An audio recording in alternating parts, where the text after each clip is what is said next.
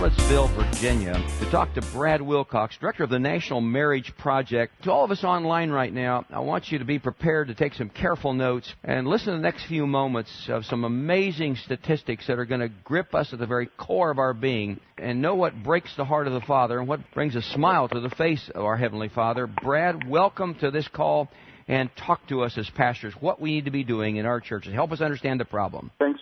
You turn on the television today, open the paper, or even sneak a peek at People magazine in the checkout line. The state of our union can seem pretty darn bleak. And indeed, there are reasons to be concerned about the health of marriage in our country, Jim. One just has to look at non-marital childbearing, for instance. In 1960, only 5 in 100 babies were born outside of wedlock. Today, about 4 in 10 kids are born outside of marriage, a dramatic increase. Or we can look at divorce.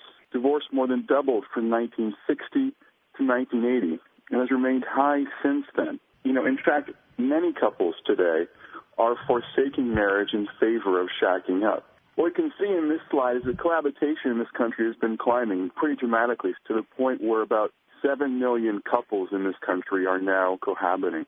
And the end result of all this is that many more adults in our country are not married. It has serious implications for our nation's children, communities, and churches, as we shall see in today's presentation. Now, given the deteriorating position of marriage in our country, we have to ask ourselves, why marry? What does marriage have to offer adults and kids? As all of you know, there's a lot of confusion out there today about marriage. Some think of marriage as just a piece of paper. Others think of it as a ball and chain. But in reality, marriage is none of these things. Instead, marriage is about lending stability, direction, and purpose to the love of a man and woman. And it's about establishing a social and emotional safe harbor for any kids that this couple brings into the world.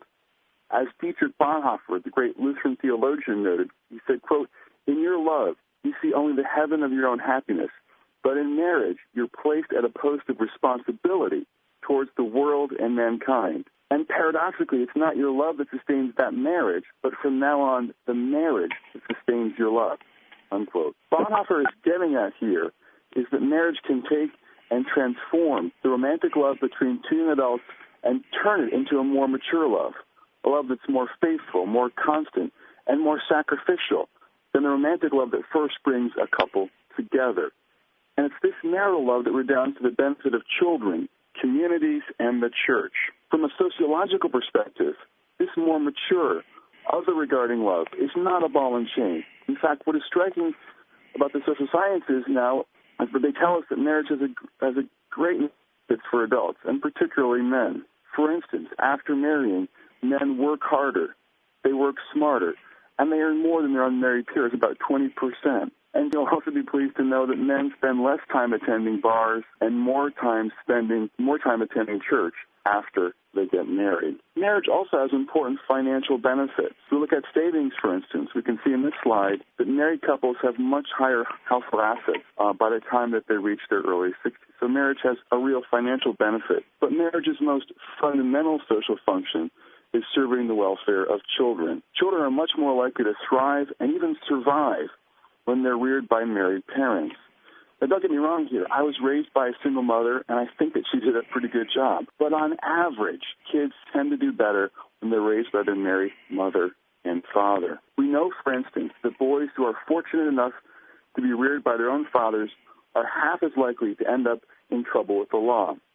Princeton sociologist Sarah McClanahan has found, for instance, that boys who are reared apart from their dads are twice as likely to spend some time in prison by the time they turn age 32. So clearly, boys benefit from being exposed day in and day out to the love, discipline, and example of their own father. Jim, it's not just boys benefit from dad.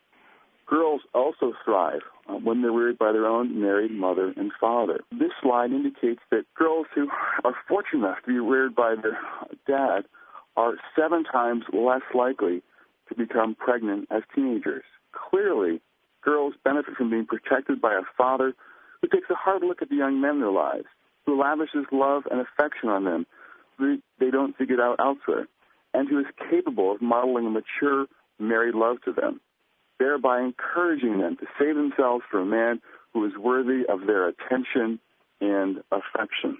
The sciences are also clear in telling us that cohabitation and children don't go together.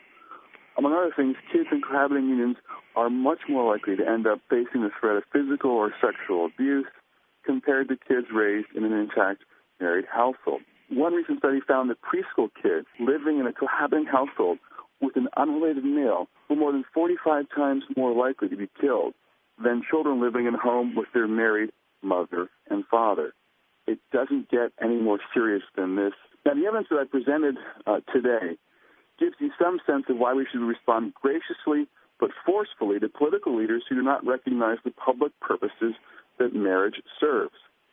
The primary reason the state accords a special legal status to marriage is that marriage is the cross-cultural institution that best ensures kids are supported financially, socially, and emotionally by both of their parents. The state doesn't grant a special legal status to bridge partners, to golf buddies, or law partners because their relationships don't advance the welfare of the state's most vulnerable citizens, its children. This is not to say that marriage is only about serving kids. Marriage also serves the welfare of communities and the church. First, on the issue of communities, what we see when it comes, for instance, to poverty is that the deterioration of marriage in our culture has played a major role in driving up poverty in this nation. In fact, one recent Brookings study found that virtually all of the growth in child poverty in the U.S. since 1970 can be attributed to the nation's retreat from marriage. It's also, of course, important to note that marriage plays a key role in providing law and order to local communities. In fact, Harvard sociologist Robert Sampson, who's one of our nation's top experts on crime, had this conclusion after studying patterns of urban violence. He said, quote, "Family structure is one of the strongest, if not the strongest, predictors of urban violence across cities in the U.S." So clearly, marriage matters for our communities, but it also matters for our churches. What we see basically is that the church depends in no small part on the health of marriage and family life.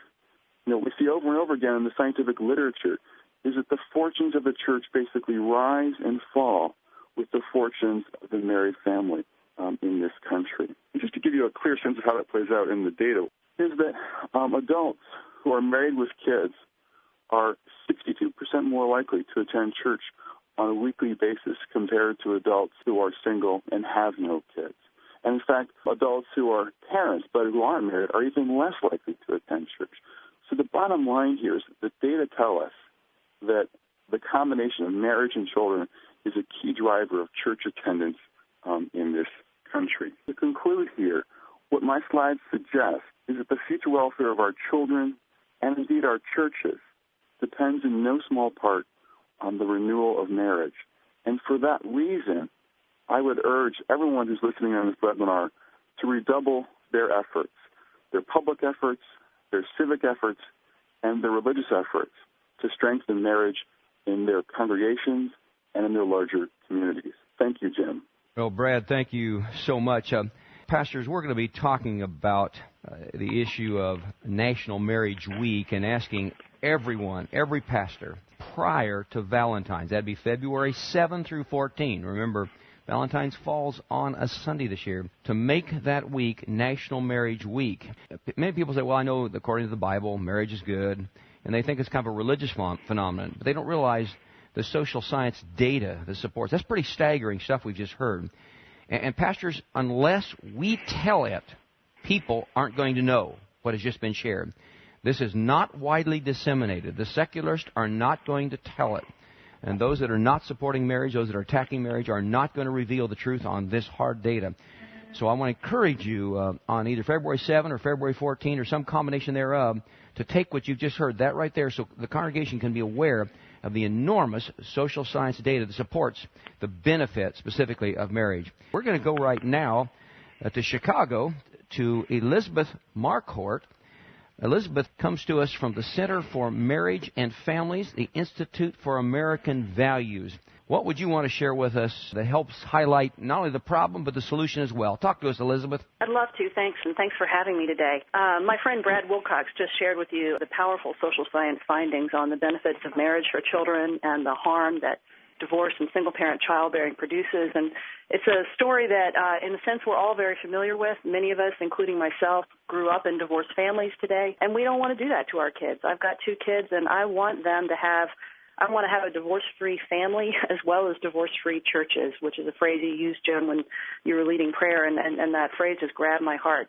Divorce-free churches is, I think, what God wants us to have. What I do at the Institute, we have a center on marriage and families, and our mission is to increase the proportion of children in the U.S. growing up with their own married parent. It's something I believe in deep in my heart. We bring together scholars and leaders from across the spectrum, from the left and the right.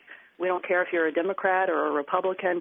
We bring together people from different disciplines who have different skills, and we release reports and statements that tries to get this really important information about the real effect of non-marriage and high divorce rates on kids in our society. We try to get this out to the American public. We have a website there, center.americanvalues.org. I hope that people will find our resources, because what we really try to do is write in a way that's useful for you in your leadership, in congregations, in your communities, and in your part of the world. Now, one of the things that we've produced, I wrote a book called Between Two Worlds, and it really tries to get deep into the moral and spiritual lives of young people who grew up in divorced families, who are now 1/4 of the young people in our churches. Or 1/4 of the young people in our communities, not to mention the many more who grew up with no marriage to begin with in their families. One of the things that I was asking as I was coming along, I was in a ministry program, I was from a divorced family myself, and I was asking myself, where are the other people like me in the churches? And it turns out there aren't as many. We did a nationally representative survey in the U.S. of young adults from divorced families and found that overall, when they grow up, they are less likely to be a member of a house of worship, less likely to hold a leadership position at a house of worship. We found that of those who were active in a church at the time of their parents' divorce, 2/3 say that no one from the clergy or the congregation reached out to them at that time. So we have young people who were even active in a church. Their parents were going through a divorce. 2/3 of them recall no one from the leadership reaching out to them at that time. And these are the stories that I'm trying to bring out to help us see that it's not just about, we're called to minister to the vulnerable and the voiceless, who are certainly children. The health of our churches depends on doing this, because this is where the culture is right now. People have more experience growing up without marriage than with it, and they need to hear the churches say that they know their stories, they recognize their pain, and they're willing to be bold and prophetic and make claims about wanting divorce-free churches, because this is what we all want. But too many people are afraid that they'll hurt somebody's feelings or alienate the single parents if they say that. Let me tell you something. The single parents know better than anybody else how hard this is, and they want our churches to be honest about that, to be welcoming, loving to these folks, but also to be willing to say, divorce is hard, it's not part of God's plan, here's what God wants for our families. Quickly, one more thing I want to point out. One of our most recent pieces of research I wanted to let you know about is a marriage index. We are seeking to track the health of the institution of marriage in the U.S. from the last 3 decades into the future. And the argument is basically this. In America, we've got all kinds of leading economic indicators, all kinds of things that we talk about in the news media and our policymakers as ways to track the health of our society. Why don't we have a marriage index? Well, we brought together a bipartisan team of scholars to launch one, and as you might not be surprised to hear, the health of the marriage index has declined over the last few decades. Overall, particularly hard hit in African American communities, and we released this with a leading center on African American marriages to help make that point. But it gives us a number to hang our hats on to say, where are we now and what can we do to do better in the future? So I hope you'll take a look at that document. And I want to just make clear that we at the Institute for American Values are here to help you do what you need and want and are already doing in your communities. So reach out to me if I can do anything to help you. I would love to be in conversation. Thank you. Well, Elizabeth, that's very gripping. The part that resonated with me that I didn't like hearing, quite frankly, is that people saying that 2/3 report that when they were going through the divorce, no leadership in the church reached out to them. Yeah. I think people are afraid. They don't know what to say, and they also they think of ministering to children as ministering to the children who show up inside the walls of the church on Sunday morning. And these kids might not be showing up when their parents are getting divorced. You got to go out into the community and find them and be willing to engage with children and have a conversation that could be hard, but God is calling us to do it. I move on right now to Chuck Stetson. Chuck is the moving force behind this call. Chuck is a venture capitalist out of New York City, a lay person, but with a passion. First time I met Chuck in New York City, I was overwhelmed by the passion he has to see marriages enriched across this land. And thank you for what you've done. And I'm going to turn it right to you right now, Chuck. Talk to us about how do we go about turning this thing around. I'm a business guy, and thank you very much, Jim. I like to look at the data first because I like to know where we're going, and that's why, as Elizabeth mentioned, I think the marriage index is so important.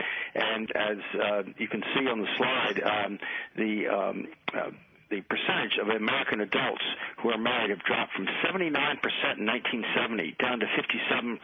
This is really disturbing, and we've already had some comments by Brad Wilcox about the number of people that are, 40% of American children are now born out of wedlock. It's even higher in the Afro-American community. We've got to do something. The research shows, and there's some other research that shows that single mothers have only one-third of the financial assets as their married counterparts. Children brought up by a mother and a father have much higher graduation rates. They do better in school. They are in trouble less with the law, and they have less incarceration. We have basically both a spiritual problem. We can't afford these trends in divorce and unwed childbearing. It's unhealthy for people, and it's unhealthy for the nation. But also economically, we can't afford to pay the price for it. It's just hugely costly. Now, one of the studies that Elizabeth alluded to was the cost of the taxpayer cost of divorce and unwed childbearing.